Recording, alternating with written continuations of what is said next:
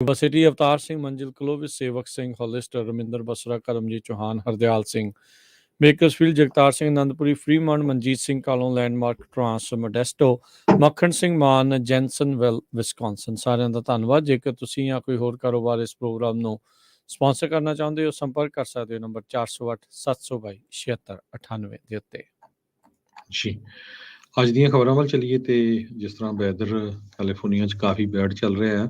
Snow already ਕਾਫੀ ਵੱਡੀ ਮਾਤਰਾ ਦੇ ਵਿੱਚ ਸਿਆਰਾ ਮਾਊਂਟੇਨਸ ਦੇ ਵਿੱਚ ਪਈ ਹੋਈ ਆ। I-80 ਕੱਲ ਰਾਤ ਦਾ ਹੀ ਬੰਦ ਹੈਗਾ ਨਵਾਡਾ ਦੇ ਬਾਰਡਰ ਲਾਈਨ ਤੇ। ਕੈਲਟ੍ਰੇਨ ਇਹ ਕਹਿ ਰਿਹਾ ਲੋਕਾਂ ਨੂੰ ਵੀ ਕੈਲਟ੍ਰੇਨ ਵਾਲੇ ਵੀ ਨਾ ਟਰੈਵਲ ਕਰੋ, ਨਹੀਂ ਤਾਂ ਤੁਸੀਂ ਟ੍ਰੈਫਿਕ ਦੇ ਵਿੱਚ ਬਹੁਤ ਬੁਰੀ ਤਰ੍ਹਾਂ ਫਸ ਜਾਓਗੇ। 1 ਤੋਂ ਲੈ ਕੇ 2 ਇੰਚ ਤੱਕ ਸਨੋ ਆਲਰੇਡੀ ਜਿਹੜੀਆਂ 1500 ਤੋਂ ਲੈ ਕੇ 2000 ਫੁੱਟ ਦੀ ਉਚਾਈ ਤੱਕ ਦੀਆਂ ਪਹਾੜੀਆਂ ਆ ਉੱਥੇ ਸਨੋ ਪੈ ਚੁੱਕੀ ਹੈਗੀ ਆ। ਤੇ ਸਿਆਰਾਸ ਦੇ ਵਿੱਚ 10 ਤੋਂ ਲੈ ਕੇ 12 ਇੰਚ ਤੱਕ ਸਨੋ ਪਊਗੀ ਅੱਜ ਰਾਤ ਨੂੰ ਵੀ ਤੇ ਕੱਲ ਨੂੰ ਵੀ। ਅੱਜ ਥੰਡਰਸਟਾਰਮ ਵੀ ਬਹੁਤ ਜ਼ਿਆਦਾ ਕਈ ਏਰੀਆਜ਼ ਦੇ ਵਿੱਚ ਪਏ ਹੈਗੇ ਆ। ਜੋ ਲੇਟੈਸਟ ਖਬਰ ਦੱਸਦੀ ਜਾਈਏ ਕੁਛ ਮਿੰਟ ਪਹਿਲਾਂ ਦੀ ਆ, I-80 ਦੋਨਾਂ ਡਾਇਰੈਕਸ਼ਨ ਦੇ ਵਿੱਚ ਕੋਲਫੈਕਸ ਤੇ ਨਵਾਡਾ ਸਟੇਟ ਲਾਈਨ ਦੇ ਕੋਲ ਬੰਦ ਹੈਗਾ ਤੇ ਲੋਕ ਕਾਰਾਂ ਦੇ ਵਿੱਚ ਜਾਂ ਉੱਥੇ ਲਾਗੇ ਛਾਗੇ ਰੈਸਟੋਰੈਂਟ ਜਾਂ ਹੋਟਲ ਦੇ ਵਿੱਚ ਰੁਕੇ ਹੋਏ ਹੈਗੇ। ਜੀ ਬਿਲਕੁਲ। ਸੋ ਸਨੋ ਫਲਰੀਜ਼ ਜਿੱਥੇ ਕਦੀ ਬਰਫ਼ ਨਹੀਂ ਵੀ ਪਈ ਉਹਨਾਂ ਥਾਵਾਂ ਤੇ ਵੀ ਜਿਹੜੀ ਉਹ ਬਰਫ਼ ਪੈ ਰਹੀ ਹੈਗੀ ਆ। ਸੋ ਧਿਆਨ ਜਿਹੜਾ ਉਹ ਰੱਖਣ ਦੀ ਲੋੜ ਆ। 22,000 ਤੋਂ ਵੱਧ ਅਜੇ ਵੀ PG&E ਦੇ ਅਜਿਹੇ ਕਸਟਮਰ ਨੇ ਜਿਹੜੇ ਬਿਜਲੀ ਤੋਂ ਬਗੈਰ ਨੇ। ਸੋ ਵਿੰਟਰ ਸਟਾਰਮ ਦੇ ਚੱਲਦਿਆਂ ਸੈਂਟਾ ਕਰੂਜ਼ ਦੀਆਂ ਮਾਊਂਟੇਨਸ ਬਹੁਤ ਨੀਵੇਂ ਇਲਾਕਿਆਂ ਦੇ ਵਿੱਚ ਵੀ ਜਿਹੜੀ ਉੱਥੇ ਬਰਫ਼ ਆਣ ਡਿੱਗੀ ਹੈਗੀ ਆ। ਸੋ ਹੋਪਫੁਲੀ ਜਿਹੜੇ ਸਾਰੇ ਜਣੇ ਆ ਉਹ ਉਹਨਾਂ ਦਾ ਬਚਾਅ ਰੱਖਿਆ ਰੱਖੋ। ਇਸੇ ਤਰ੍ਹਾਂ ਜੇ ਆਪਾਂ ਸਦਰਨ ਕੈਲੀਫੋਰਨੀਆ ਦੀ ਗੱਲ ਕਰਦੀ ਜਾਈਏ, ਸਦਰਨ ਕੈਲੀਫੋਰਨੀਆ ਦੇ ਵਿੱਚ ਕਈ ਫੁੱਟ ਤੱਕ ਸਨੋ ਪੈ ਸਕਦੀ ਹੈ ਲਾਸ ਐਂਜਲਸ ਦੇ ਆਲੇ ਦੁਆਲੇ ਦੀਆਂ ਜੋ ਪਹਾੜੀਆਂ ਆ। ਨੈਸ਼ਨਲ ਵੈਦਰ ਸਰਵਿਸ ਨੇ ਬਲੇਜ਼ਰਡ ਵਾਰਨਿੰਗ ਇਸ਼ੂ ਕੀਤੀ ਆ ਮਾਊਂਟੇਨਸ ਆਫ ਲਾਸ ਐਂਜਲਸ ਤੇ ਵੈਂਚਰਾ ਕਾਉਂਟੀਜ਼ ਦੇ ਵਿੱਚ। ਇਹ ਸੈਕੰਡ ਟਾਈਮ ਹਿਸਟਰੀ 'ਚ ਹੋਇਆ 1999 ਤੋਂ ਬਾਅਦ ਵੀ ਜੋ ਵਾਰਨਿੰਗ ਆ ਇਸ਼ੂ ਕੀਤੀ ਗਈ ਆ। ਸੋ ਇਸ ਸਨੋ ਕਰਕੇ ਠੰਡ ਬਹੁਤ ਜ਼ਿਆਦਾ ਹੋਈ ਆ ਤੇ ਕਈ ਜਗ੍ਹਾ ਹਾਈਵੇ ਥੋੜੇ ਟਾਈਮ ਲਈ ਬੰਦ ਵੀ ਰਹੇ ਆ। ਸੋ ਕਾਫੀ ਜਿਹੜੀ ਸਿਚੁਏਸ਼ਨ ਆ ਬੈਡ ਆ। ਜਿੰਨੇ ਵੀ ਲੋਕ ਟਰੈਵਲ ਕਰ ਰਹੇ ਆ ਉਹਨਾਂ ਨੂੰ ਬੜੇ ਧਿਆਨ ਦੇ ਨਾਲ ਜਿਹੜਾ ਆ ਦੇਖਣਾ ਚਾਹੀਦਾ ਵੀ ਕਿਤੇ ਗ੍ਰੇਪ ਵਾਈਨ ਵਾਲਾ ਏਰੀਆ ਜਾਂ ਹੋਰ ਬੰਦ ਤਾਂ ਨਹੀਂ ਹੈ, ਕਿਉਂਕਿ ਕੱਲ ਰਾਤੀ ਵੀ ਇੱਕ ਹਾਈਵੇ 58 ਬੰਦ ਹੋਇਆ ਸੀ, ਅੱਜ ਸਵੇਰੇ ਖੋਲ ਦਿੱਤਾ ਗਿਆ ਸੀ। ਬਾਕੀ ਜਿਹੜੀ ਉਹਦੀ ਕੰਡੀਸ਼ਨ ਆ ਉਹਦੇ ਬਾਰੇ ਪਤਾ ਨਹੀਂ ਹੈ। ਸੈਨੋਜ਼ੇ ਸੈਨ ਮਟੇਓ ਕਾਉਂਟੀ ਦੇ ਸੈਂਟਾ ਕਰੂਜ਼ ਮਾਊਂਟੇਨਸ ਦੇ ਵਿੱਚ ਆਮ ਪਹਾੜੀਆਂ ਦੇ ਵਿੱਚ ਜੋ ਸਨੋ ਆ ਉਹ ਦੇਖੀ ਗਈ ਆ ਬਹੁਤ ਵਾਰ। ਜਿਸ ਤਰ੍ਹਾਂ ਮੈਂ ਤੁਹਾਨੂੰ ਦੱਸਿਆ ਹੀ ਆ ਵੀ 20-25 ਸਾਲਾਂ ਬਾਅਦ ਲੋਕਾਂ ਨੇ ਦੇਖੀ ਆ ਤੇ ਬਹੁਤ ਸਾਰੇ ਲੋਕ ਤਾਂ ਇਹ ਕਹਿੰਦੇ ਆ ਵੀ ਬਿਊਟੀਫੁਲ ਲੱਗਦਾ ਹੈ ਬਹੁਤ ਜ਼ਿਆਦਾ।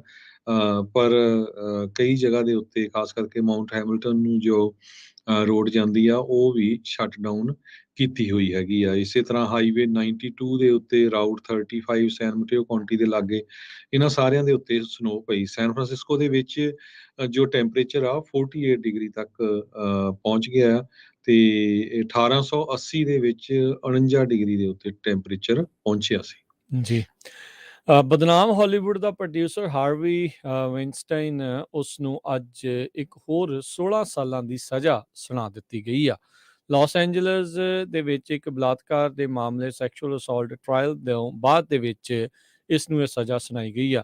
ਇਸ ਤੋਂ ਪਹਿਲਾਂ ਇਹਨੂੰ 23 ਸਾਲਾਂ ਦੀ ਜਿਹੜੀ ਸਲਾਖਾਂ ਦੇ ਪਿੱਛੇ ਸਜ਼ਾ ਆ ਉਹ ਹੋਈ ਸੀ ਨਿਊਯਾਰਕ ਦੇ ਵਿੱਚ। ਉਹ ਜਿਹੜਾ ਕਿ ਰਾਈਟ ਨਾਓ ਉਹ ਸਰਵ ਕਰ ਰਿਹਾ ਆ।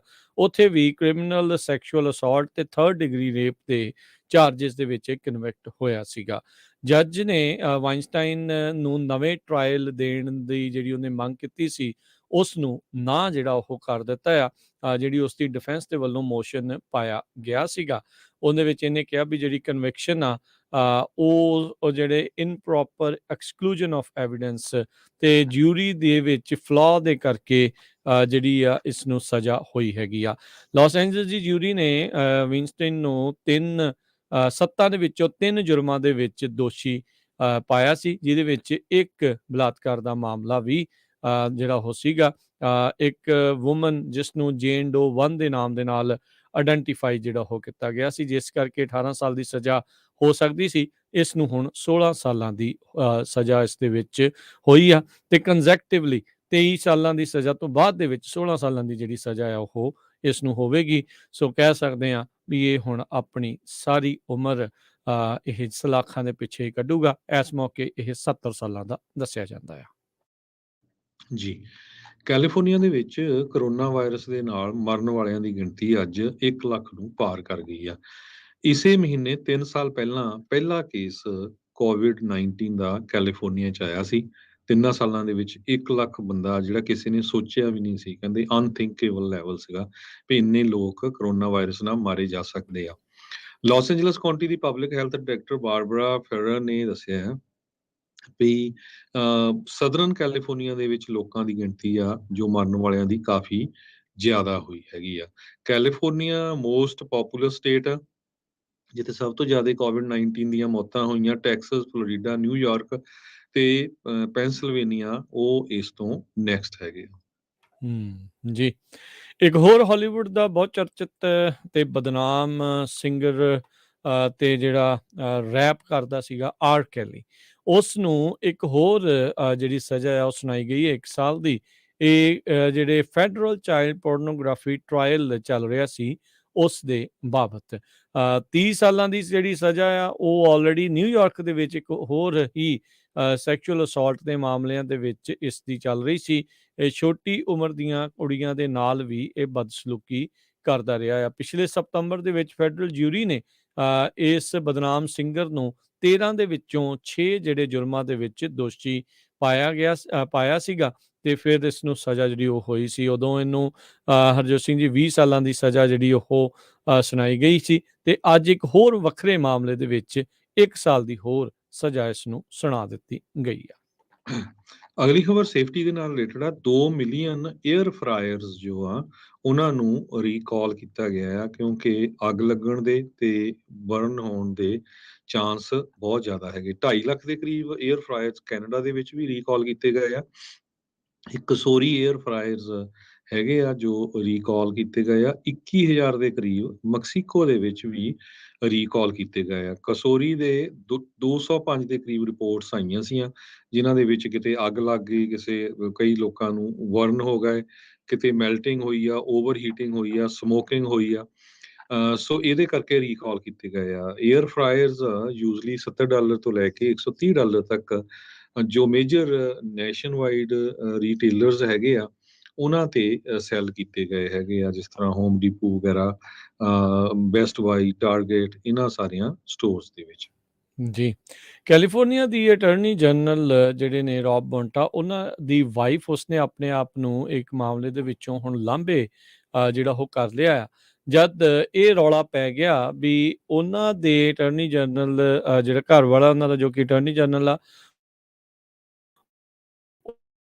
ਬਜਟ ਉਸ ਦੀ ਵਾਈਫ ਜਿਹੜੀ ਉਹ ਕਰੂਗੀ। ਕਹਿੰਦੇ ਵੀ ਇਹ ਸਿੱਧਾ ਸ਼ਰੇਆਮ ਕੌਨਫਲਿਕਟ ਆਫ ਇੰਟਰਸਟ ਇਸ ਦੇ ਵਿੱਚ ਬਣ ਸਕਦਾ ਆ ਤੇ ਇਸ ਅਪਾਇੰਟਮੈਂਟ ਦੇ ਕਰਕੇ ਕਈ ਐਥੀਕਲ ਕੰਸਰਨ ਸਵਾਲ ਵੀ ਜਿਹੜੇ ਉਹ ਉੱਠੇ ਸੀਗੇ। ਸੋ ਇਸ ਦੇ ਚੱਲਦਿਆਂ ਰੌਬ ਬੌਂਟਾ ਦੀ ਜਿਹੜੀ ਵਾਈਫ ਆ ਉਸਨੇ ਆਪਣੇ ਆਪ ਨੂੰ ਜਿਹੜੇ ਵੀ ਮੈਟਰ ਸਟੇਟ ਜਸਟਿਸ ਡਿਪਾਰਟਮੈਂਟ ਦੇ ਨਾਲ ਜੁੜੇ ਹੋਣਗੇ ਉਹਨਾਂ ਵਿੱਚੋਂ ਲਾਂਭੇ ਰੱਖ ਲਿਆ ਵੀ ਉਸ ਦੇ ਵਿੱਚ ਦਖਲ ਨਹੀਂ ਦੇਣਗੇ। ਉਹਨਾਂ ਨੂੰ ਬਜਟ ਕਮੇਟੀ ਦੇ ਲੀਡ ਦੇ ਵਜੋਂ ਨਿਯੁਕਤ ਕੀਤਾ ਗਿਆ ਸੀਗਾ। ਜੀ। ਅਗਲੀ ਖਬਰ ਵੱਲ ਚੱਲੀਏ ਤੇ ਕੈਲੀਫੋਰਨੀਆ ਦੇ ਵਿੱਚ ਇੱਕ ਬਿੱਲ ਕੈਲੀਫੋਰਨੀਆ ਦੇ ਲਾ ਮੇਕਰਸ ਲੈ ਕੇ ਆ ਰਹੇ ਆ, ਜਿਹਦੇ ਮੁਤਾਬਕ ਟਬਾਕੋ ਸੇਲਸ, ਜੋ ਵੀ ਲੋਕ ਜਿਹੜੇ ਬੱਚੇ ਜਨਵਰੀ 1, 2007 ਤੋਂ ਬਾਅਦ ਦੇ ਬੋਰਨ ਆ, ਉਹਨਾਂ ਦੇ ਲਈ ਪੂਰੀ ਤਰ੍ਹਾਂ ਜਿਹੜਾ ਆ ਬੈਨ ਕਰ ਦਿੱਤਾ ਜਾਊਗਾ ਜਦੋਂ ਉਹ ਆਪਣੀ ਏਜ ਦੇ ਉੱਤੇ ਸਿਗਰਟ ਲੈਣ ਦੇ ਲਈ ਜਿਹੜੇ ਕੁਆਲੀਫਾਈ ਕਰਨਗੇ। ਸੋ ਇਹਦੇ ਮੁਤਾਬਕ ਹਾਲਾਂਕਿ ਟਬਾਕੋ ਇੰਡਸਟਰੀ ਇਹਨੂੰ ਕਾਫੀ ਜ਼ਿਆਦਾ ਜਿਹੜਾ ਵਿਰੋਧ ਕਰ ਰਹੀ ਆ, ਪਰ ਅਸੈਂਬਲੀ ਮੈਂਬਰ ਡੈਮਨ ਕੋਨਲੀ ਜੋ ਡੈਮੋਕ੍ਰੇਟ ਆ ਸੈਨ ਰਾਫੇਲ ਤੋਂ, ਉਹਨਾਂ ਨੇ ਇਹ ਬਿੱਲ ਲੈ ਕੇ ਆਏ ਆ। ਉਹ ਕਹਿੰਦੇ ਵੀ ਅਸੀਂ ਮੇਕ ਸ਼ੋਰ ਕਰਨਾ ਚਾਹੁੰਦੇ ਆ ਵੀ ਜਿਹੜੀ ਨੈਕਸਟ ਜਨਰੇਸ਼ਨ ਆਫ ਚਿਲਡਰਨ ਆ ਉਹ ਸਮੋਕਿੰਗ ਦੇ ਲਈ ਅਡਿਕਟਡ ਨਾ ਬਣਨ। ਸੋ ਇਸ ਬੈਨ ਦੇ ਨਾਲ ਬਹੁਤ ਸਾਰੀਆਂ ਜੌਬਸ ਦੇ ਉੱਤੇ ਅਸਰ ਪਊਗਾ। ਪ੍ਰੈਜ਼ੀਡੈਂਟ ਜੋ ਕੈਲੀਫੋਰਨੀਆ ਐਸੋਸੀਏਸ਼ਨ ਆਫ ਰੀਟੇਲ ਟੋਬੈਕੋਸ ਹੈਗੇ ਆ, ਬਹੁਤ ਸਾਰੇ grocery store, liquor store, gas stations, ਉਹਨਾਂ ਦੀ ਸੇਲਸ ਦੇ ਉੱਤੇ ਬਹੁਤ ਵੱਡਾ ਫਰਕ ਪਊਗਾ ਜੇ ਇਹ ਜਿਹੜਾ ਬੈਨ ਆ ਇਹ ਹੋ ਜਾਂਦਾ ਹੈਗਾ। ਜੀ, ਹੁਣ ਇੱਕ ਪਾਸੇ ਦੇਖੋ ਵੀ ਡਾਲਰ ਆ ਤੇ ਇੱਕ ਪਾਸੇ ਲੋਕਾਂ ਦੀ ਸਿਹਤ ਆ। ਇਹ ਹੁਣ ਦੇਖਣਾ ਕੀ ਆ। ਕਈ ਵਾਰੀ ਆਲਰੇਡੀ ਲੋਕਾਂ ਨੇ ਇੱਕ ਪ੍ਰੋਪੋਜੀਸ਼ਨ ਦੇ ਵਿੱਚ ਕੈਲੀਫੋਰਨੀਆ ਦੇ ਨੇ ਜਿਹੜੇ ਫਲੇਵਰਡ ਟਬੈਕੋ ਆ ਉਹਨਾਂ ਦੇ ਉੱਤੇ ਬੈਨ ਨੂੰ ਅਪਰੂਵ ਕੀਤਾ ਸੀ। ਮੰਗ ਜਿਹੜੀ ਚੱਲ ਰਹੀ ਆ ਬੜੇ ਜਿਹੜੇ ਉਹ ਚੇਤੋਂ। ਅਗਲੀ ਹਰਜੋਤ ਸਿੰਘ ਜੀ ਗੱਲ ਕਰਦੇ ਜਾਈਏ। ਕੈਲੀਫੋਰਨੀਆ ਦੇ ਅਟਾਰਨੀ ਜਨਰਲ ਉਹਨਾਂ ਨੇ ਅੱਜ ਐਲਾਨ ਕੀਤਾ ਵੀ ਇੱਕ civil rights investigation Riverside county sheriff department ਉਹਨਾਂ ਦੇ ਖਿਲਾਫ ਇਹ ਖੋਲੀ ਗਈ ਹੈਗੀ ਆ। ਇਹ ਸੂਬੇ ਦੀ ਇੱਕ one of the biggest largest ਜਿੱਥੇ ਸਭ ਤੋਂ ਵੱਧ ਲਾ ਐਨਫੋਰਸਮੈਂਟ ਦੇ ਆਫਿਸਰਸ ਆ ਉਹ ਹੈਗੇ ਆ। ਕਾਉਂਟੀ ਜੇਲਸ ਦੇ ਵਿੱਚ ਮੌਤਾਂ ਤੋਂ ਬਾਅਦ ਦੇ ਵਿੱਚ ਇਹਨਾਂ ਦੇ ਉੱਤੇ ਦੋਸ਼ ਜਿਹੜੇ ਉਹ ਲੱਗ ਰਹੇ ਸੀ ਐਕਸੈਸਿਵ ਯੂਜ਼ ਆਫ ਫੋਰਸ ਦੇ।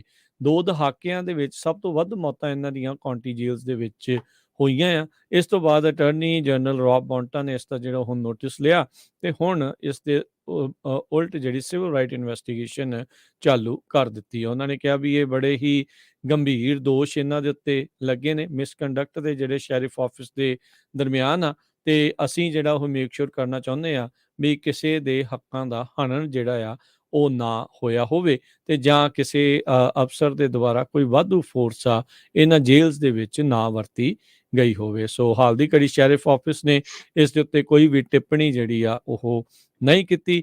ਇਸੇ ਤਰੀਕੇ ਦੇ ਨਾਲ ਇਸ state agency department of justice ਜਿਹੜੇ ਸਟੇਟ ਦਾ ਆ ਕੈਲੀਫੋਰਨੀਆ ਦਾ ਉਹਨਾਂ ਨੇ Santa Clara county sheriff office ਤੇ Los Angeles county sheriff department ਇਹਨਾਂ ਖਿਲਾਫ ਵੀ ਅਜਿਹੇ ਕੇਸ ਓਪਨ ਕੀਤੇ ਨੇ। ਉਹ ਵੀ ਜਾਂਚਾਂ ਚੱਲ ਰਹੀਆਂ ਨੇ ਜੀ। ਅਗਲੀ ਖਬਰ ਵੱਲ ਚਲੀਏ। Lawn care industry blog lawn star ਉਹਨਾਂ ਨੇ ਇੱਕ ਸਰਵੇ ਕੀਤਾ ਆ ਜਿਹੜਾ ਉਹਦੇ ਮੁਤਾਬਕ ਸ਼ਹਿਰਾਂ ਦੇ ਬਾਬਤ ਦੱਸਿਆ ਗਿਆ ਆ ਕਿਹੜੇ ਸ਼ਹਿਰ ਸਭ ਤੋਂ ਗੰਦੇ ਹੈਗੇ ਆ। ਬੇਕਰਸਫੀਲਡ 6ਵੇਂ ਨੰਬਰ ਤੇ ਆਇਆ ਵੀ ਸਭ ਤੋਂ ਡਰਟੀਐਸਟ ਸਿਟੀ ਅਮਰੀਕਾ ਦੇ ਵਿੱਚ 6ਵੇਂ ਨੰਬਰ ਤੇ ਆ ਤੇ ਸੈਨ ਬਰਨਡੀਨੋ ਜੋ ਆ ਉਹ ਨੰਬਰ 3 ਤੇ ਆ ਤੇ ਫ੍ਰਿਜ਼ਨੋ ਨੰਬਰ 8 ਤੇ ਆ।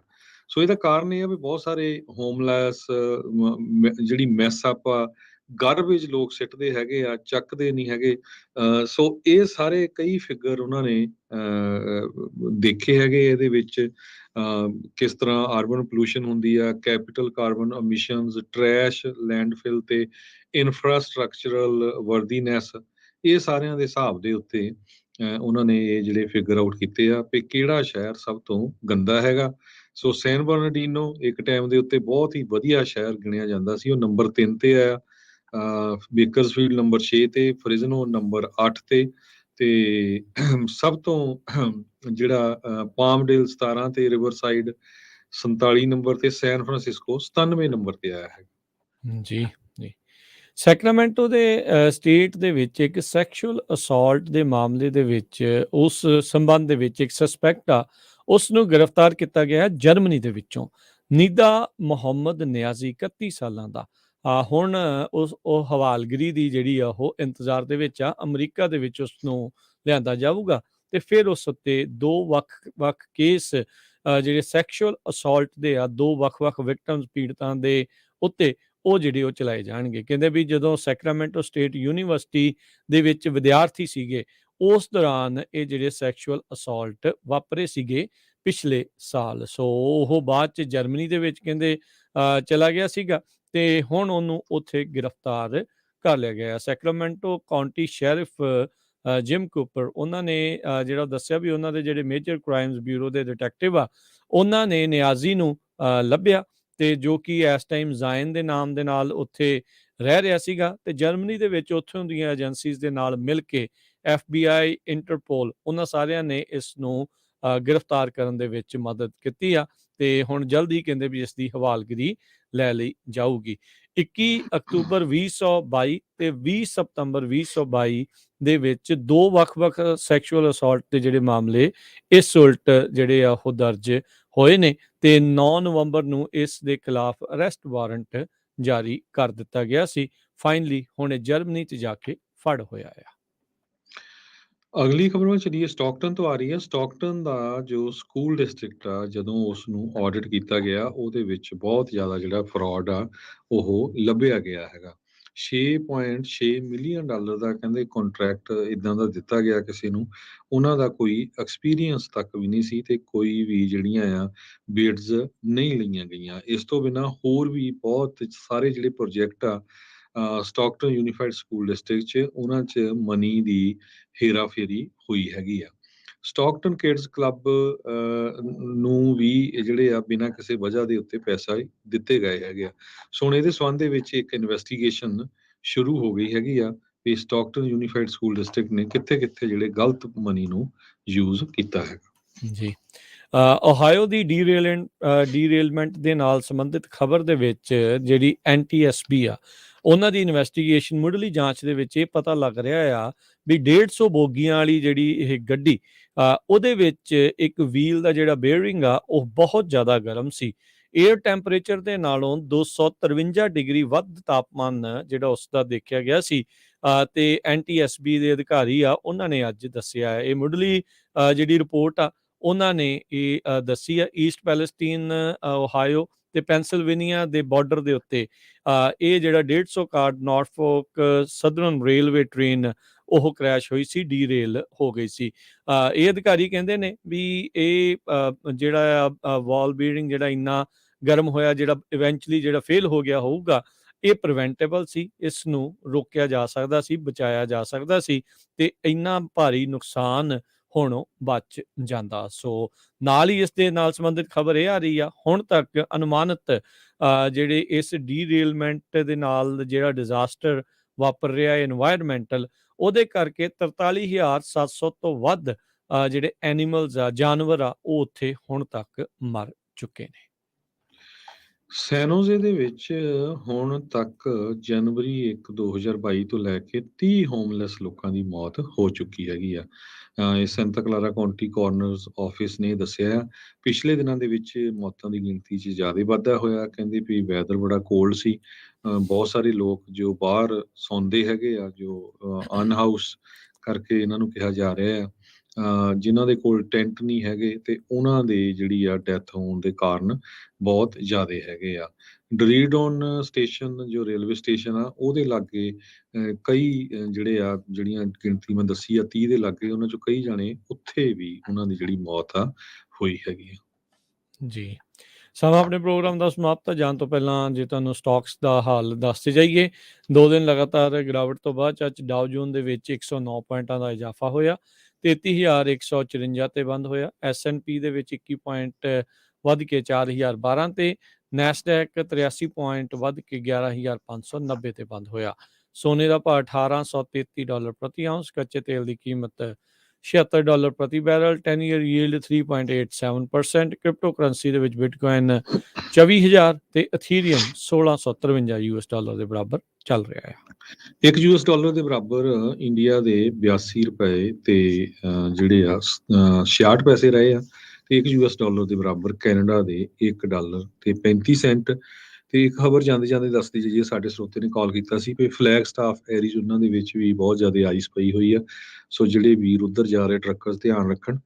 ਤੇ ਜਾਂਦੇ ਜਾਂਦੇ ਇਸ ਵੀਕਐਂਡ ਸ਼ਨੀਚਰਵਾਰ ਨੂੰ ਡਾਕਟਰ ਗੁਰਮੇਲ ਸਿੱਧੂ ਫ੍ਰਿਜ਼ਨੋ ਦੇ, ਜੋ ਪਿਛਲੇ ਮਹੀਨਿਆਂ ਦੇ ਵਿੱਚ ਸਾਥੋਂ ਵਿਛੋੜਾ ਦੇ ਗਏ ਸੀ, ਉਹਨਾਂ ਦੀ ਯਾਦ ਦੇ ਵਿੱਚ ਪੰਜਾਬੀ ਰੇਡੀਓ USA ਤੇ ਪੰਜਾਬੀ ਕਲਚਰਲ ਸੈਂਟਰ ਵੱਲੋਂ ਇੱਕ ਪ੍ਰੋਗਰਾਮ ਕਰਾਇਆ ਜਾ ਰਿਹਾ ਹੈ। ਉਹਦੇ ਬਾਰੇ ਥੋੜੀ ਡਿਟੇਲ ਸਾਂਝੀ ਕਰਦੀ ਹੈ। ਜੀ ਬਿਲਕੁਲ, ਡਾਕਟਰ ਗੁਰਮੇਲ ਸਿੰਘ ਸਿੱਧੂ ਜੋ ਕਿ ਉੱਘੇ ਜਿਹੜੇ ਲੇਖਕ ਵੀ ਸੀਗੇ, ਵਿਗਿਆਨੀ ਵੀ ਸੀਗੇ, ਬੜੀ ਦੇਣ ਆ ਉਹਨਾਂ ਦੀ ਜਿਹੜੀ ਇਹ ਪੰਜਾਬੀ ਨੂੰ ਵੀ ਤੇ ਸਾਇੰਸ ਦੇ ਵਿੱਚ ਵੀ ਉਹਨਾਂ ਦੀ ਯਾਦ ਦੇ ਵਿੱਚ ਇਹ ਯਾਦਗਾਰੀ ਸਮਾਗਮ ਰੱਖਿਆ ਗਿਆ ਆ। ਉਹਨਾਂ ਦੇ ਨਾਮ ਦੀ ਡਾਕਟਰ ਗੁਰਮੇਲ ਸਿੰਘ ਸਿੱਧੂ ਯਾਦਗਾਰੀ ਲਾਇਬ੍ਰੇਰੀ, ਉਸ ਦਾ ਉਦਘਾਟਨ ਉਹ ਕੀਤਾ ਜਾਊਗਾ। ਪੰਜਾਬੀ ਰੇਡੀਓ USA ਦਾ ਜਿਹੜਾ ਆਫਿਸ ਆ, ਪੰਜਾਬੀ ਕਲਚਰ ਸੈਂਟਰ ਦਾ ਜਿਹੜਾ ਆਫਿਸ ਆ, ਉੱਥੇ ਸਵੇਰੇ 11 ਵਜੇ ਉਹਨਾਂ ਦੀ ਜਿਹੜੀ ਪਤਨੀ ਆ ਬਲਜੀਤ ਕੌਰ ਜੀ, ਉਹਨਾਂ ਦੇ ਦੁਆਰਾ। ਫਿਰ ਉਸ ਤੋਂ ਬਾਅਦ ਦੇ ਵਿੱਚ ਉਹਨਾਂ ਨੂੰ ਯਾਦ ਕਰਦਿਆਂ ਹੋਇਆ ਕੁਝ ਬੁਲਾਰੇ ਜਿਹੜੇ ਉਹ ਆਪੋ ਆਪਣੇ ਵਿਚਾਰ ਘੰਟੇ ਕੁ ਭਰ ਦੇ ਲਈ ਉਹ ਸਾਂਝੇ ਕਰਨਗੇ। ਤੇ ਉਸ ਤੋਂ ਉਪਰੰਤ ਜਿਹੜਾ ਆ ਉਹ ਕਵੀ ਦਰਬਾਰ, ਉਹਨਾਂ ਦੀ ਯਾਦ ਦੇ ਵਿੱਚ ਡਾਕਟਰ ਗੁਰਮੇਲ ਸਿੰਘ ਸਿੱਧੂ, ਉਹਨਾਂ ਦੀ ਯਾਦ ਦੇ ਵਿੱਚ ਜਿਹੜਾ ਕਵੀ ਦਰਬਾਰ ਆ ਉਹ ਰੱਖਿਆ ਜਾਵੇਗਾ। ਸੋ ਅਸੀਂ ਤੁਹਾਨੂੰ ਸਾਰਿਆਂ ਨੂੰ ਕਰਦੇ ਹਾਂ, ਉਹਨੂੰ ਖੁੱਲ੍ਹਾ ਸੱਦਾ ਆ, ਹੁਮ ਹੁਮਾ ਕੇ ਜਿਹੜਾ ਉਹ ਪਹੁੰਚੋ। ਜਦੋਂ ਆਪਾਂ ਪ੍ਰੋਗਰਾਮ ਉਲੀਕਿਆ ਸੀਗਾ ਹਰਜੋਤ ਸਿੰਘ ਜੀ, ਉਦੋਂ ਮੀਂਹ ਦਾ ਕੋਈ ਚਾਂਸ ਨਹੀਂ ਸੀਗਾ, ਪਰ ਹੁਣ ਮੀਂਹ ਜਿਹੜਾ ਉਹ ਪੈਣਾ ਹੈ, ਪਰ ਦੈਟਸ ਓਕੇ, ਆਪਣਾ ਅੰਦਰ ਹੀ ਆ ਪ੍ਰੋਗਰਾਮ ਹਾਲ ਦੇ ਵਿੱਚ। ਹੋਮ ਆ ਕੇ ਪਹੁੰਚੋ, ਪਾਰਕਿੰਗ ਦੀ ਕੋਈ ਪ੍ਰੋਬਲਮ ਨਹੀਂ ਆ। ਬਾਕੀ ਜਿਹੜਾ ਉਹ ਤੁਸੀਂ ਇੱਥੇ ਆਓ 2125 ਨਾਰਥ ਬਾਰਟਨ ਐਵੀਨਿਊ ਜਿਹੜਾ ਆ ਇਹ ਇੱਥੇ ਹੋਣਾ ਆ, ਤੇ ਫ੍ਰੈਜ਼ਨੋ ਦੇ ਵਿੱਚ। ਫ੍ਰੈਜ਼ਨੋ ਦੇ ਵਿੱਚ। ਸੋ 25 ਫਰਵਰੀ ਦਿਨ ਸ਼ਨੀਚਰਵਾਰ ਸਵੇਰੇ 11 ਵਜੇ ਜਿਹੜਾ ਇਹ ਪ੍ਰੋਗਰਾਮ ਆ ਉਹ ਸ਼ੁਰੂ ਹੋ ਜਾਣੇ ਆ। ਡਾਕਟਰ ਗੁਰਮੇਲ ਸਿੰਘ ਸਿੱਧੂ ਹੁਣਾਂ ਨੂੰ ਯਾਦਗਾਰੀ ਲਾਇਬ੍ਰੇਰੀ ਆ ਉਸ ਦਾ ਉਦਘਾਟਨ, ਉਸ ਮਗਰੋਂ ਉਹਨਾਂ ਨੂੰ ਯਾਦ ਕਰਦੇ ਹੋਏ ਬੁਲਾਰਿਆਂ ਦੇ ਵੱਲੋਂ ਭਾਸ਼ਣ, ਤੇ ਫਿਰ ਅਖੀਰ ਦੇ ਵਿੱਚ ਘੰਟਾ ਡੇਢ ਘੰਟਾ ਜਿਹੜਾ ਕਵੀ ਦਰਬਾਰ ਉਹਨਾਂ ਦੀ ਯਾਦ ਦੇ ਵਿੱਚ ਉਹ ਹੋਵੇਗਾ। ਵਿਸ਼ਵ ਪੰਜਾਬੀ ਸਾਹਿਤ ਅਕੈਡਮੀ USA ਉਹ ਵੀ ਇਸ ਕਵੀ ਦਰਬਾਰ ਦੇ ਵਿੱਚ ਸਹਿਯੋਗ ਦੇ ਰਹੇ ਨੇ। ਸੋ ਜਿਹੜੇ ਵੀ ਕਵੀਜਨ ਨੇ ਜਾਂ ਆਮ ਲੋਕ ਨੇ ਜੋ ਉਹਨਾਂ ਦੇ ਨਾਲ ਵਿਚਰਦੇ ਰਹੇ ਆ, ਉਹਨਾਂ ਬਾਰੇ ਸੁਣਨ ਦੇ ਲਈ ਜਾਂ ਉਹਨਾਂ ਦੇ ਬਾਰੇ ਦੱਸਣਾ ਹੋਵੇ ਤੁਸੀਂ, ਤੇ ਇਸ ਸਮਾਗਮ ਦੇ ਵਿੱਚ ਚੇਚੇ ਤੌਰ ਦੇ ਉੱਤੇ ਜਿਹੜਾ ਤੁਸੀਂ ਪਰਿਵਾਰਾਂ ਸਮੇਤ ਜਿਹੜਾ ਉਹ ਤੇ ਉੱਥੇ ਸਤੀਸ਼ ਗੁਲਾਟੀ ਜੀ, ਜੋ ਗੁਲਾਟੀ ਕਿਤਾਬਾਂ ਵੀ ਛਾਪਦੇ ਹੈਗੇ ਆ ਜੀ, ਪਬਲਿਸ਼ਰ ਆ, ਗੁਲਾਟੀ ਪਬਲਿਸ਼ਰ, ਉਹ ਬੁੱਕਸ ਵੀ ਲੈ ਕੇ ਆ ਰਹੇ ਚੇਤਨਾ ਪ੍ਰਕਾਸ਼ਨ। ਸੋ ਜੇ ਕਿਸੇ ਨੇ ਬੁੱਕਸ ਵੀ ਖਰੀਦਣੀਆਂ ਹੋਣ ਸੋ ਉਹ ਵੀ ਬੁੱਕਸ ਲੈ ਕੇ ਆ ਰਹੇ ਆ, ਕਿਉਂਕਿ ਬਹੁਤ ਵਾਰ ਸਾਨੂੰ ਵੀ ਕਾਲਾਂ ਆਉਂਦੀਆਂ ਰਹਿੰਦੀਆਂ, ਭਾਈ ਅਸੀਂ ਇਹਦੀ ਬੁੱਕ ਚਾਹੀਦੀ, ਸਾਨੂੰ ਆਹ ਬੁੱਕ ਚਾਹੀਦੀ ਆ, ਤੇ ਉਹ ਹੁੰਦੀ ਨਹੀਂ। ਸੋ ਬੁੱਕਸ ਵੀ ਲੈ ਕੇ ਆ ਰਿਹਾ, ਜੇ ਕਿਸੇ ਨੇ ਬੁੱਕਸ ਵੀ ਖਰੀਦਣੀਆਂ ਤੇ ਉਹ ਵੀ ਖਰੀਦ ਸਕਦੇ। ਜੀ ਬਿਲਕੁਲ, ਚੇਤਨਾ ਪ੍ਰਕਾਸ਼ਨ ਕਾਫੀ ਮਸ਼ਹੂਰ ਪਬਲਿਸ਼ਰ ਨੇ, ਸੋ ਉਹ ਵੀ ਉੱਥੇ ਜਿਹੜਾ ਉਹ ਪਹੁੰਚ ਰਹੇ ਆ। ਸੋ ਕਿਤਾਬਾਂ ਵੀ ਤੁਸੀਂ ਉਹਨਾਂ ਤੋਂ ਲੈ ਸਕਦੇ ਆ। ਬਾਕੀ ਕਈ ਜੇ ਕਿਸੇ ਨੇ ਛਪਾਉਣੀ ਵੀ ਹੁੰਦੀ ਆ ਤੇ ਉਹ ਵੀ ਚਲੋ ਆ ਕੇ ਉਹਨਾਂ ਨਾਲ ਗੱਲ ਬੰਦਾ ਕਰ ਸਕਦਾ ਹੈ। ਸੋ ਜੇ ਕਿਸੇ ਨੇ ਆਪਣੀ ਕਵਿਤਾ ਵੀ ਆਪਣੇ ਜਿਹੜੇ ਪੇਸ਼ ਕਰਨੀ ਆ, ਕਈ ਵਾਰੀ ਇਕੱਲੇ ਨੂੰ ਕਾਲ ਨਹੀਂ ਹੁੰਦੀ, ਤਾਂ ਸਾਡੀ ਸਾਰਿਆਂ ਨੂੰ ਬੇਨਤੀ ਆ ਰੇਡੀਓ ਵੱਲੋਂ ਤੁਸੀਂ ਉੱਥੇ ਆ ਸਕਦੇ ਹੋ। ਤੇ ਜਿਹੜਾ 11 ਤੋਂ 12 ਵਜੇ ਦਾ ਪ੍ਰੋਗਰਾਮ ਆ ਉਹ ਡਾਕਟਰ ਗੁਰਮੇਲ ਸਿੱਧੂ ਉਹਨਾਂ ਨੂੰ ਯਾਦ ਕੀਤਾ ਜਾਊਗਾ, ਉਹਨਾਂ ਦੇ ਸੰਬੰਧ ਦੇ ਵਿੱਚ ਉਹਨਾਂ ਦੇ ਜੀਵਨ ਬਾਰੇ ਡਿਸਕਸ਼ਨ ਹੋਊਗੀ, ਤੇ ਉਸ ਤੋਂ ਬਾਅਦ ਫਿਰ ਲੰਚ ਹੋਊਗਾ, ਤੇ ਫਿਰ 2 ਘੰਟੇ ਦਾ ਜੋ ਕਵੀ ਦਰਬਾਰ ਆ ਉਸ ਨੂੰ ਜੋ ਹਰਜਿੰਦਰ ਸਿੰਘ ਕੰਗ ਭਾਜੀ ਹੋਣੀ ਉਹ ਹੈਂਡਲ ਕਰਨਗੇ। ਤੇ ਸੋ ਉਹਨਾਂ ਨੂੰ ਵੀ ਕੰਟੈਕਟ ਕਰ ਸਕਦੇ ਹੋ, ਤੇ ਤੁਸੀਂ ਪੰਜਾਬੀ ਰੇਡੀਓ USA ਤੇ ਵੀ ਕਾਲ ਕਰ ਸਕਦੇ ਹੋ 408 272 5200 ਦੇ ਉੱਤੇ। ਜੀ ਐਡਰੈਸ ਇੱਕ ਵਾਰੀ ਫੇਰ ਦੱਸਦੇ ਜਾਈਏ, 2125 ਨਾਰਥ ਬਾਰਟਨ ਐਵੀਨਿਊ, 2125 ਨਾਰਥ ਬਾਰਟਨ ਐਵੀਨਿਊ। ਪਿਛਲੇ ਕਈ ਸਾਲਾਂ 'ਚ ਬਹੁਤ ਸਾਰੇ ਜਿਹੜੇ ਪ੍ਰੋਗਰਾਮ ਆਪਾਂ ਇਸੇ ਐਡਰੈਸ ਦੇ ਉੱਤੇ, ਇਸੇ ਥਾਂ ਦੇ ਉੱਤੇ ਕਰਾਏ ਆ। ਸੋ ਜਿਹੜੇ ਤਾਂ ਆਏ ਹੋਏ ਆ ਇੱਥੇ ਉਹਨਾਂ ਨੂੰ ਪਤਾ ਹੈ, ਬਾਕੀ ਜ਼ਰੂਰ ਆਪਣੇ ਨਾਲ ਜਿਹੜੇ ਵੀ ਆ ਰਹੇ 1-2 ਜਾਣਿਆਂ ਨੂੰ ਜ਼ਰੂਰ ਜਿਹੜਾ ਵੱਧ ਤੋਂ ਵੱਧ ਲੈ ਕੇ ਆਓ। ਬਹੁਤ ਹੀ ਉੱਘੀ ਸ਼ਖਸੀਅਤ ਸੀ, ਸੋ ਉਹਨਾਂ ਨੂੰ ਆਪਾਂ ਯਾਦ ਕਰਨਾ ਹੈ, ਤੇ ਜ਼ਰੂਰ ਆਪਾਂ ਉਹਨਾਂ ਨੂੰ ਯਾਦ ਕਰਦੇ ਹੋਏ ਉਹਨਾਂ ਦੀਆਂ ਚੰਗੀਆਂ ਗੱਲਾਂ, ਚੰਗੀਆਂ ਚੀਜ਼ਾਂ ਜਿਹੜੀਆਂ ਉਹਨਾਂ ਦੇ ਜੀਵਨ ਤੋਂ ਆਪਾਂ ਕੁਛ ਨਾ ਕੁਛ ਸਬਕ ਸਿੱਖ ਸਕਦੇ ਹਾਂ, ਉਸ ਦੇ ਬਾਰੇ ਜਿਹੜੀ ਉੱਥੇ ਆਪਾਂ ਚਰਚਾ ਗੱਲਬਾਤ ਆ ਉਹ ਕਰਾਂਗੇ। ਤੇ ਹੁਣ ਲੈਂਦੇ ਹਾਂ ਜੀ ਇਜਾਜ਼ਤ, ਮੇਰੇ ਰਾਜਕਰਨਵੀਰ ਸਿੰਘ ਵੱਲੋਂ ਤੇ ਹਰਜੋਤ ਸਿੰਘ ਵੱਲੋਂ ਤੁਹਾਨੂੰ ਸਭ ਨੂੰ ਪਿਆਰ ਸਤਿਕਾਰ ਸਤਿ ਨਿੱਘੀ ਜਿਹੀ ਸਤਿ ਸ੍ਰੀ ਅਕਾਲ। ਜਿੰਦੇ ਵਾਸਤੇ ਰਹੋ, ਹੱਸਦੇ ਖੇਲਦੇ ਰਹੋ, ਸੁਣਦੇ ਰਹੋ ਪੰਜਾਬੀ ਰੇਡੀਓ USA।